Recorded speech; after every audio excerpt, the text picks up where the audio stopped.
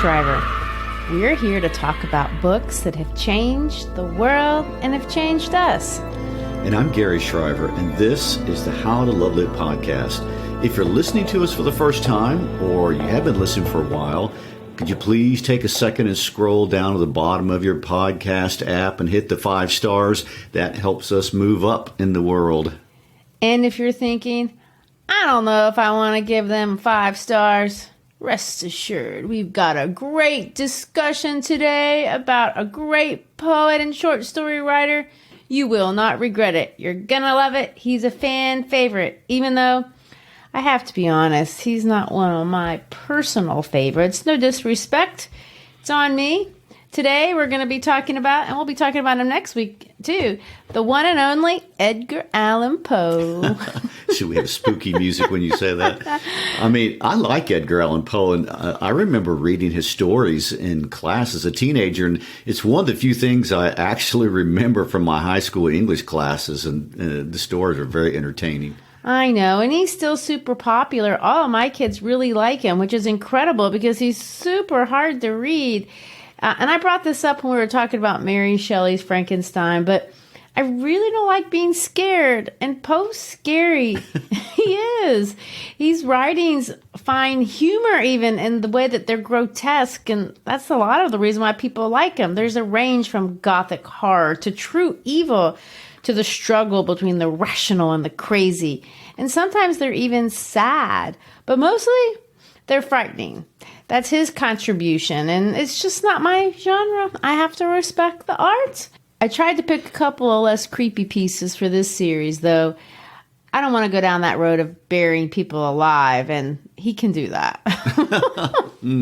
Well, in that case, thanks for taking one for the team for this special holiday series. And if you're listening to this in real time, we're doing Edgar Allan Poe this week and again next week, because here in the United States, it's Halloween, one of the absolute biggest holidays of the year. And in most of Latin America, just south of us, it's followed up by the Day of the Dead. So it's all in the spirit of community, which in Memphis, to be honest, Halloween is more about community than anything else. That is true. I know that's true. Candy's been purchased and everyone's in the spirit of getting outside and seeing your neighbors that you really don't see much during the year. And I would like to point out, it's the only time of the year where begging for food door to door is allowed once a year. Well, at least it's socially acceptable as the best way to spend your evening. Sure. I mean, you show up at somebody's house on March 12th and ask for food, it's not going to be well received. No. But at Halloween it is. Well, anyway, my son Ben and his wife Rachel, they live on a street where the decorations and the trick-or-treating is serious and competitive business. They have made a special COVID candy chute, so kids won't have to come all the way up to the door this year. So they're going to send candy down a chute they made out of plumbing pipes into the buckets of the trick-or-treaters. And, that's true innovation and effort for the season. So kudos to them. So, Christy, think of that instead of all the gore this week as we highlight the popular short story, The Cask of Amontillado. And next week, the very popular poem, The Raven. And per our usual, let's start with the life and times of a very interesting Edgar Allan Poe. Yes, and I know we could talk really for an entire episode just about his life, but the Cask of Amontillado really is interesting. And so we are going to just highlight a few things from Poe's life. Then we'll talk about his mysterious death next week. Maybe we'll circle around and catch some more fun facts next Halloween, and maybe I even feel brave enough to tackle a creepier story, but this is a good one. Poe's life had so many self-sabotaging events, and it very much mirrors the chaos and gore that so often characterized his writing. Lots of people have questioned whether he was mentally ill. Gary, do you have any thoughts on that before we start to illustrate what I'm talking about? Let me say that it goes without saying that you cannot, and I haven't seen any articles from any real legitimate sources that medically diagnose a person who is not alive. And since Poe died in 1849, it's nothing but speculation. At that time, people used the expression that someone was mad, but Science has evolved significantly since those days, and we do understand a lot about what haunts us as humans. And from his writings, we can see a lot of this reflected in his world. And today there are treatments that can really help change the course of people's lives, like who back then would be condemned to just feeling lonely and estranged and depressed, and things that, Poe powerfully illustrates in his stories. And I will say that genius and insanity, some would say, is often entwined. It is in Back to the Future, the mad scientist. Okay. Opposite sides of a coin, if you will. Yes. There's many examples in history of amazing people who've stood out in their generation by being great artists, but who likely truly struggle with some shadow of mental illness. I mean, we obviously think of Van Gogh, but others like Mark Twain and Herman Hesse and Ernest Hemingway and Virginia Woolf and Sylvia Plath are just a few writers that pop out immediately. And Poe seems to fall in this category. And Poe himself once said, when asked if he was crazy, interesting comment on himself, he says, "The question is not yet settled whether madness is or is not the loftiest intelligence, whether much that is glorious, whether all that is profound does not spring from disease of thought, from moods of mind exalted at the expense of the general intellect." Wow. And that's actually really insightful for a person, if you think about it. He predates psychology. I would like to point out, we've been saying for as long as we've been doing the podcast that the best writers were amateur psychologists. They did not really know what they were looking at, but they could describe it in writing. And of course, people respond to that by saying, "Yeah, I know exactly what that person's like." And so I do want to go on and say, and be clear about this, there's no one that claims that mental illness promotes artistic talent. That's a notion we don't get into. And it's a generalization that trivializes some serious medical conditions. And it also discredits artistic genius that it's innate to other artists. And having said that, there does seem to be some correlation between some disorders and the ability to create incredible art, especially in artists who suffer from bipolar depression and bouts of hypomania. I mean, there's reason to believe that these artists, because of their hypomania, experienced enhanced rates of original thought, which is an interesting idea.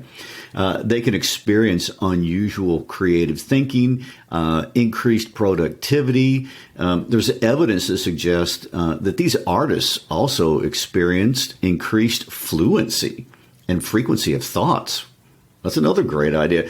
They often tend to rhyme and use other sound associations, such as alliteration and musical things like that. And sometimes there's something called clang associations that can figure into that. And it seems that for some creative people who are already gifted, manic depressive illness provides an opportunity to actually produce art, because during these times, they don't require much sleep. They can focus intensely, vigorously, and even with great confidence of thought on their art. And I read one researcher who concluded that contradictory mood swings, when they are harnessed, enhance the artist's already innate ability to accurately see and reflect truth in nature and humanity in a way that those without these biological issues simply cannot even detect or feel, much less put into words.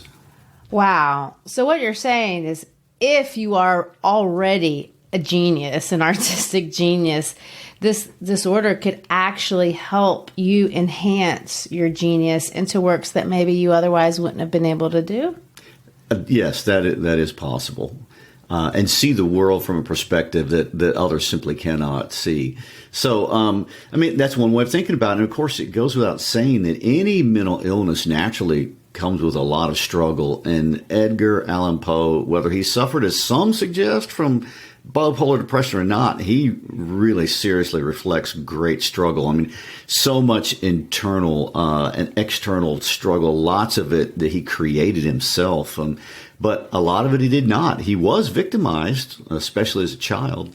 That's true. His life, there's no doubt, was truly difficult. And under any circumstances, no matter how your brain is wired would struggle, anyone would struggle with these kinds of life traumas. What's remarkable is that he was able to hone this. In fact, if you want to say it this way, he was kind of honed in art because he was born to actors in 1809, and apparently his mother was a fabulous actress. His dad, not so much, I guess pretty average on the stage, and off the stage, pretty much a schmuck. He abandoned them. His mother died before she turned 3, a death that he always remembered and spoke about. He talked about her vomiting blood and being carried away forever by horrible men dressed in black. So most scholars agree that this death, her death of tuberculosis, really changed him and in many ways informed a lot of his work. If you notice, lots of his stories carry with them this idea of being buried and being lost and then coming back, living versus dying. He had also an idealized image of who his mother was, and we can see, idealized women also in a lot of his writing. Well, she was the first woman he lost, but loss characterized every relationship with a woman that he loved for the rest of his life. I know, and that's just so sad. Even in high school, he had a close friend, and he loved his friend's mother, and she died of tuberculosis. He had a stepmother that he loved, Frances. So this couple, I guess I should say, Frances and John Allen, were this really wealthy couple that took him in after his mother died. But they never adopted him. He and the dad never got along. They were at odds for the rest of his life. But the mom and he were really close. And of course, she died tragically. Never mind the fact, later on, we're going to find out that his wife died. So that's a lot of loss. When his real mother died and he was taken in by the Allens, Poe went to live in England with the Allens, and they sent him to boarding school. A very lonely place, it seems, for Poe himself. But he did hit the British literary scene at a great time. And during his education there, he was exposed to the great romantic writers, to Byron and to Shelley, and which are two that we've talked about. But he likely read a lot of romantic writers. Well, I'm sure he did. And you can obviously see this from the Gothic influence in his work. In fact, lots of critics make fun of him because he's over the top with these kind of romantic notions and styles. And I will say, you can't deny that he kind of goes a lot out of control. We'll see this in The Raven. The man loves him some alliteration and rhyme. The American poet Ezra Pound said that Poe never used a noun without coupling it with an adjective, preferably vague and suggestive of horror, gloom, vastness, strangeness, and indefiniteness. Of course, all that's so true. What a gift to be able to put a haunting word with a noun every time. And well, after this, we're going to read a real British Gothic tale with Wuthering Heights, and we can see for ourselves the comparisons. True. And I know I'm getting ahead of myself talking about the unusual and really iconic style of Poe, because everybody knows Poe when they read him. He does have this real original style, whether you like it or not. He refers to a lot of bold colors, black, white, red. He uses long words on purpose, Latin type words, when he could use short words. For example, you would never be sick with Poe. You would be suffering from a malady.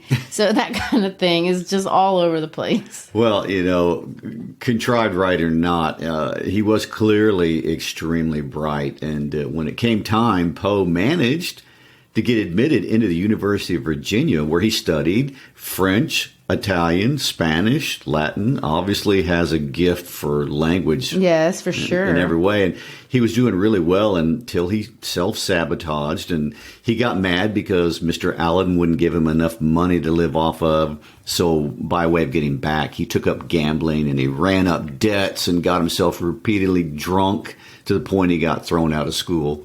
And this is where we see that conundrum. Mr. Allen does something mean, but then in reaction, he does something more mean to himself. This was the first mess that he makes like this, but this isn't going to be the last.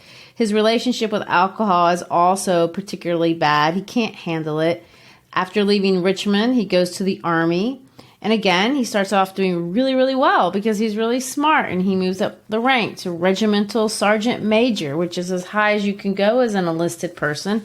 So he goes to Mr. Allen and asks him to help him, and he does, and he gets him an appointment at the very prestigious West Point Military Academy. For sure. But, of course, he does well until he self-sabotages again. Again, because Mr. Allen won't give him money. Well, he starts skipping classes, and he got himself court-martialed for gross neglect of duties. Poor Poe. I mean, he just is lost. And we see this, how he just floats around. He can never even find a place to settle down. He moves from city to city. And this is going to be what happens for the rest of his life. He's going to move to New York. He can't find a job there. Remember, this is one of those days in the old days where if you don't have food, well, if you don't have a job, you don't eat. There's no such thing as public assistance.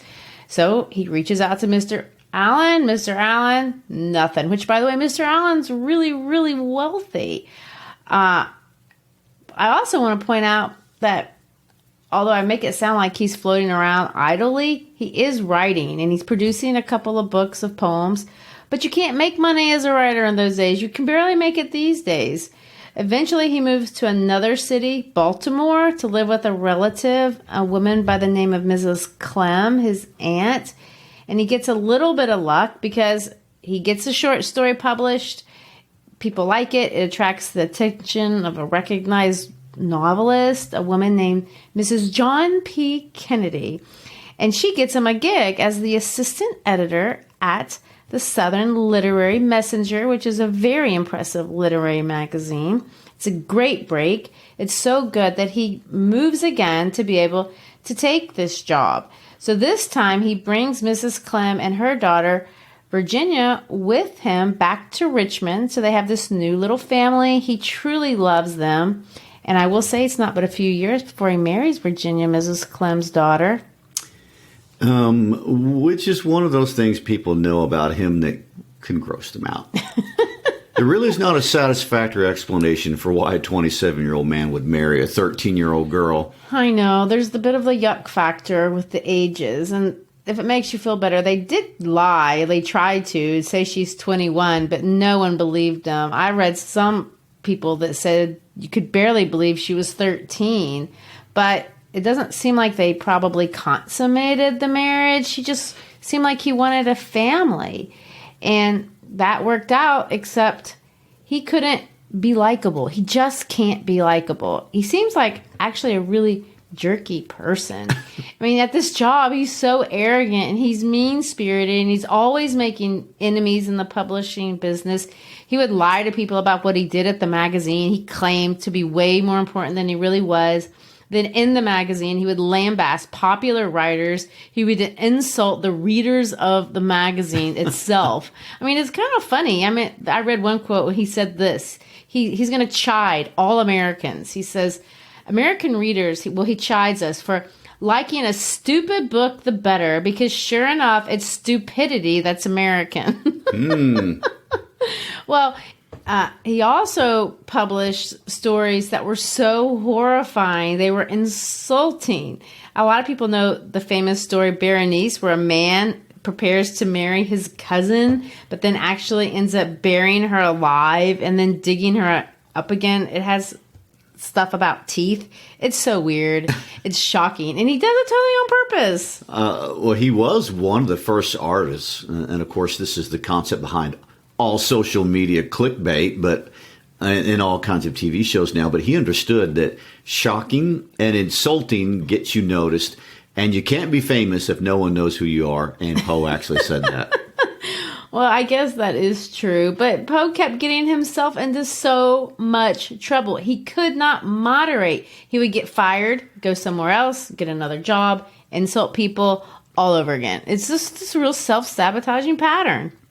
He had such confidence that he was this amazing writer, and he had this incredible disdain for people who did not recognize his genius. And of course, we can argue if he was right or wrong about his talents, but history seems to agree with him. But regardless, he just couldn't get along. Well, I want to stop here with his life and finish this crazy tale next week.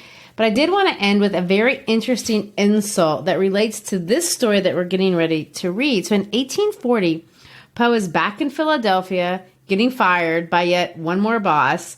And Poe is indignant about this, as his usual demeanor when he gets fired. Yes. Mm-hmm. And he fires off a letter to his boss, and he says this: "If by accident you have taken it into your head that I am to be insulted with impunity, I can only assume that you are an ass.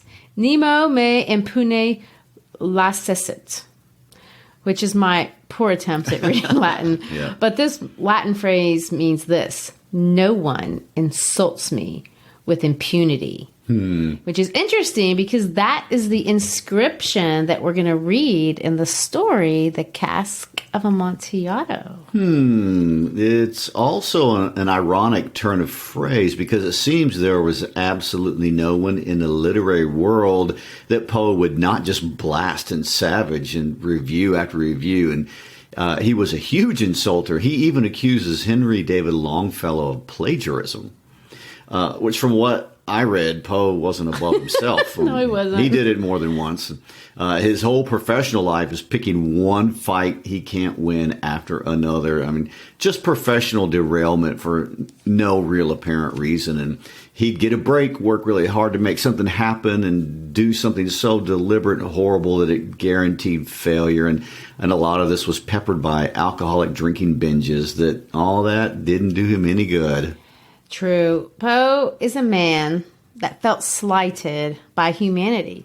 He was robbed, at least in his own mind. You can argue if he was robbed or not, but in his mind, he was robbed by the literary success that really was his birthright because of his true brilliance.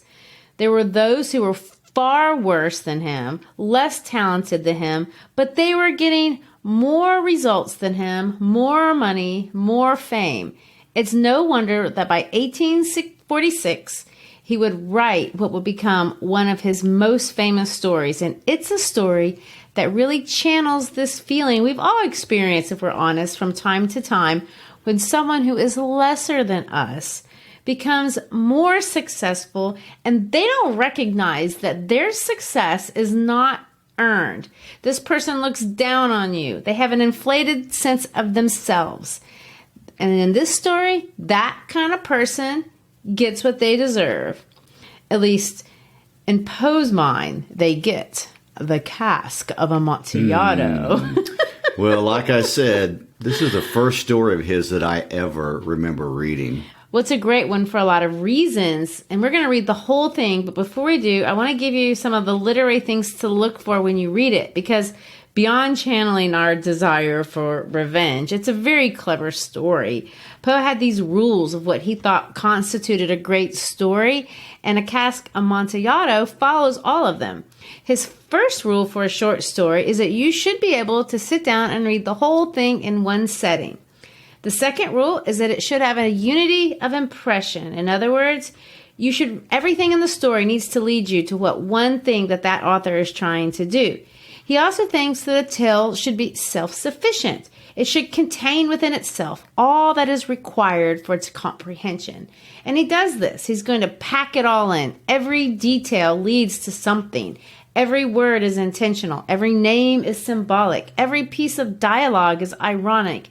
And every action takes us deeper and deeper into his crazy reality. So this is what I mean. Let's begin with the title. It's a pun. Amontillado is a kind of sherry, which is a kind of wine. I'd never heard of it before this story, but it's Spanish. And a cask means a case. So at one level, a cask of Amontillado is obviously like a case of this particular wine. However, it's a pun. A monte is another form of the word mountain. Cask is a shortened way to say casket. So it's a casket from a mountain. Very clever. I know, and everything in this story is like that and very deliberate. The setting is vague. We think it's Italy because of the language. Maybe Rome, we'll assume that, but it doesn't really matter. Some people think it's France. But it's obviously during Carnival. And being from Brazil, I know a little bit about Carnival. Carnival is a 3-day holiday. It's a quasi-religious holiday. You're supposed to dress up, party really hard, act the fool for the last 3 days before Lent, Because in the Catholic tradition of Christianity, you're supposed to straighten up during Lent, the 40 days before Easter. And Easter, of course, in all of Christendom is the most holy day in the Christian faith. The year is kind of vague. There's some clues. Montresor is a Mason, and that only existed in the 1730s upwards. He's wearing this roquelaire, which is this fashionable thing during the 1700s. There's a couple of other clues that let you know that it's probably in the second half of the 1700s. It's not obviously super important to pinpoint the year. The names, it's more interesting. They're coded. Fortunato obviously means fortunate, which this dude is quite unfortunate. Hence the irony. Yes, but he's also fortunate, and that's part of the reason Montresor hates him. He apparently considers himself to be better than Montresor. He's a better wine connoisseur, although he doesn't know anything we're going to figure out, because he doesn't know that Amontillado is a sherry, which I wouldn't have known that either, but I'm not of Italian lineage and a wine connoisseur. And we know it because he makes fun of another guy named Lucrezi, who says, the guy doesn't know Amontillado from sherry, and it's the same thing. But anyway, this all informs the reader that Fortunato is stupid. He's stupid, and he pretends that he's some blue-blooded aristocrat, but his crest isn't very impressive. He doesn't know how to look dignified. He's wearing a stupid jester costume, and he looks the fool. Literally, he's wearing an outfit of a fool. And of course, Carnival is about dressing up, but we all know, because we've been to those parties, that dressing up is a trick. You're supposed to not look like a doofus. And there's always that person that doesn't pull that off. Well, Fortunato is that guy. He doesn't know how to dress up without looking like a fool. Literally a fool. All the details here suggest that he's gotten really lucky in life. And he's mistaken this luck for his innate genius and talent, and he looks down on people that are better than him. Specifically, Montresor. Now, Montresor means my treasure. He's the one with the nice heritage. He's the one that understands wine. He's the one should be getting some respect. So as we read, are we to look for all the hidden ironies? That's it exactly. Okay. And I may stop and interrupt you because sometimes I just can't resist, but I'm going to try to refrain because I know that can be annoying. But there's a lot in this story. Everything is based on the irony. Everything that Montresor says when he says things like, I wouldn't want you to die from a cold. Well, we know that that's true. He wants exactly what he's up to. And there's that kind of stuff all the way through. Even the first sentence is something to notice because it's a thesis statement, like in an essay. The narrator is going to clearly claim this crazy primitive honor code. The idea being that if somebody insults you boldly enough, you should not only get them back, but you must do it without getting caught. Montresor is telling his story half a century after he commits this murder. He's not regretful. He's proud. It's been an artful revenge. Fortunato is a fool who dared to condescend to someone better than him. And Montresor had to put up with his arrogance, and he did so for long enough. And when we get to the part where Montresor points out the coat of arms, notice that it's a human foot crushing a snake. From Montresor's perspective, this is the story of a man getting what's coming to him. And not for any specific bad thing either, but for not knowing his place. The ultimate insult worthy of this ultimate punishment. Ooh, harsh. Let's begin. The 1,000 injuries of Fortunato I had borne as I best could, but when he ventured upon insult, I vowed revenge. You, who so well know the nature of my soul, will not suppose, however, that I gave utterance to a threat. At length I would be avenged. This was a point definitely settled, but the very definitiveness with which it was resolved precluded the idea of risk. I must not only punish, but punish with impunity. A wrong is unredressed when retribution overtakes its redresser. It is equally unredressed when the avenger fails to make himself felt as such to him who has done the wrong. It must be understood that neither by word nor deed had I given Fortunato cause to doubt my goodwill. I continued, as was my wont, to smile in his face and he did not perceive that my smile now was at the thought of his immolation. He had a weak point, this Fortunato. Although in other regards he was a man to be respected and even feared, he prided himself upon his connoisseurship in wine. Few Italians have the true virtuoso spirit. For the most part, their enthusiasm is adopted to suit the time and the opportunity to practice imposture upon the British and Austrian millionaires. In painting and gimmery, Fortunato, like his countrymen, was a quack. But in the matter of old wines, he was sincere. In this respect, I did not differ from him materially. I was skillful in the Italian vintages myself, and bought largely whenever I could. It was about dusk one evening during the supreme madness of the carnival season that I encountered my friend. He accosted me with excessive warmth, for he had been drinking much. The man wore motley. He had on a tight-fitting part-a-strip dress, and his head was surmounted with the conical cap and bells. I was so pleased to see him that I thought I should never have done wringing his hand. I said to him, "My dear Fortunato, you are luckily met. How remarkably well you are looking today. But I have received a pipe of wine that passes for Amontillado, and I have my doubts." How? Amontillado? A pipe? Impossible. And in the middle of the carnival? I have my doubts, and I was silly enough to pay the full Amontillado price without consulting you in the matter. You were not to be found, and I was fearful of losing a bargain. Amontillado? I have my doubts. Amontillado? And I must satisfy them. Amontillado? As you are engaged, I'm on my way to Lucrezi. If anyone has a critical turn, it is he. He will tell me. Lucrezi cannot tell Amontillado from sherry. And yet some fools will have it that his taste is a match for your own. Come, let us go. Whither? To your vaults. My friend, no, I will not impose upon your good nature. I perceive you have an engagement. Lucrezi. I have no engagement. Come. My friend, no, it is not the engagement, but the severe cold with which I perceived you are afflicted. The vaults are insufferably damp. They are encrusted with niter. Let us go, nevertheless. The cold is merely nothing. Amontillado, you have been imposed upon. And as for Lucrezi, he cannot distinguish sherry from Amontillado. Thus speaking, Fortunato possessed himself of my arm, and putting on a mask of black silk and drawn a roquelaire closely about my person, I suffered him to hurry me to my palazzo. There were no attendants at home. They had absconded to make merry in the honor of the time. I had told them that I should not return until the morning, and had given them explicit orders not to stir from the house. These orders were sufficient, I well knew, to ensure their immediate disappearance, one and all, as soon as my back was turned. I took from their sconces 2 flambeaux, and giving one to Fortunato, bowed him through several suites of rooms to the archway that led into the vaults. I passed down a long and winding staircase, requesting him to be cautious as he followed. We came at length to the foot of the descent, and stood together upon the damp ground of the catacombs of the Montresors. The gait of my friend was unsteady, and the bells upon his cap jingled as he strode. The pipe. It is further on, but observe the white webwork which gleams from these cavern walls. He turned toward me and looked into my eyes with 2 filmy orbs that distilled the rheum of intoxication. Niter?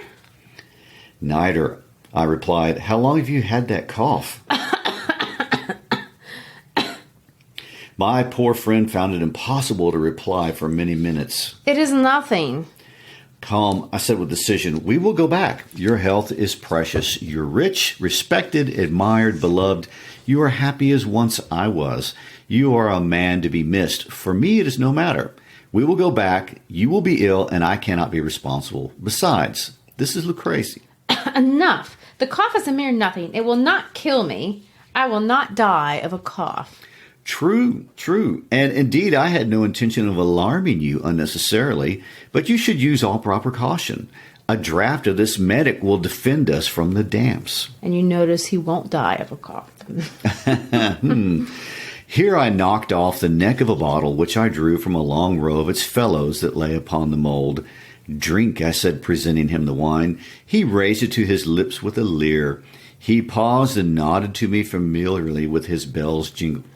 He raised it to his lips with a leer. He paused and nodded to me familiarly while his bells jingled. I drink to the buried that repose around us. and I to your long life. He again took my arm, and we proceeded. These vaults are extensive. The Montressors were a great and numerous family. I forget your arms. A huge human foot d'or on a field azure. The foot crushes a serpent rampant whose fangs are embedded in the heel. And the motto? Nemo me impune licessit.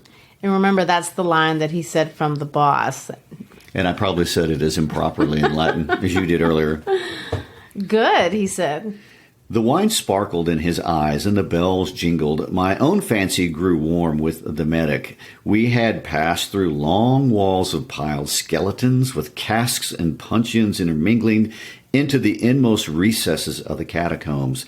I paused again, and this time I made bold to seize Fortunato by an arm above the elbow. The nitre, I said, see, it increases. It hangs like moss upon the vaults. We are below the river's bed. The drops of moisture trickle among the bones. Come, we will go back ere it is too late. Your cough. It is nothing. Let us go on. But first, another draught of the Medoc. I broke and reached him a flecken of de Grave. He emptied it at a breath. His eyes flashed with a fierce light. He laughed and threw the bottle upwards with a gesticulation I did not understand. I looked at him in surprise. He repeated the movement, a grotesque one. You do not understand. Not I. Then you are not of the Brotherhood. How? You are not of the Masons. Yes. You? Impossible. A Mason? A Mason. A sign. It is this, I answered, producing from beneath the folds of my roquelaire a trowel. You jest. But let us proceed to the Amontillado. Be it so, I said, replacing the tool beneath the cloak and again offering him my arm. He leaned upon it heavily. We continued our route in search of the Amontillado. We passed through a range of low arches, descended, passed on, and descending again, arrived at a deep crypt in which the foulness of the air caused our flambeaux rather to glow than flame. At the most remote end of the crypt, there appeared another less spacious. Its walls had been lined with human remains, piled to the vault overhead in the fashion of the great catacombs of Paris. 3 sides of this interior crypt were still ornamented in this manner. From the fourth side, the bones had been thrown down and lay promiscuously upon the earth, forming at one point a mount of some size. Within the wall, thus exposed by the displacing of the bones, we perceived a still interior crypt or recess, in depth about 4 feet, in width 3, in height 6 or 7. It seemed to have been constructed for no special use within itself, but formed merely the interval between 2 of the colossal supports of the roof of the catacombs, and was backed by one of their circumscribing walls of solid granite. It was in vain that Fortunato, uplifting his dull torch, endeavored to pry into the depth of the recess. Its termination, the feeble light did not enable us to see. Proceed, I said. Herein is the Amontillado. As for Lucrezi... He's an ignoramus, interrupted my friend as he stepped unsteadily forward, while I followed immediately at his heels. In an instant he had reached the extremity of the niche, and finding his progress arrested by the rock, stood stupidly bewildered.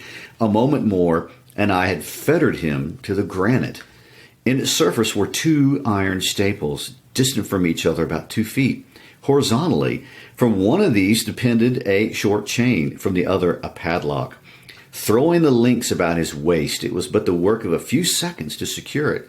He was too much astounded to resist. Withdrawing the key, I stepped back from the recess. Pass your hand, I said, over the wall. You cannot help feeling the nitre. Indeed, it is very damp. Once more, let me implore you to return. No, then I must positively leave you, but I will first render you all the little attentions in my power. The Amontillado! True, I replied, the Amontillado. As I said these words, I busied myself among the pile of bones of which I have before spoken. Throwing them aside, I soon uncovered a quantity of building stone and mortar.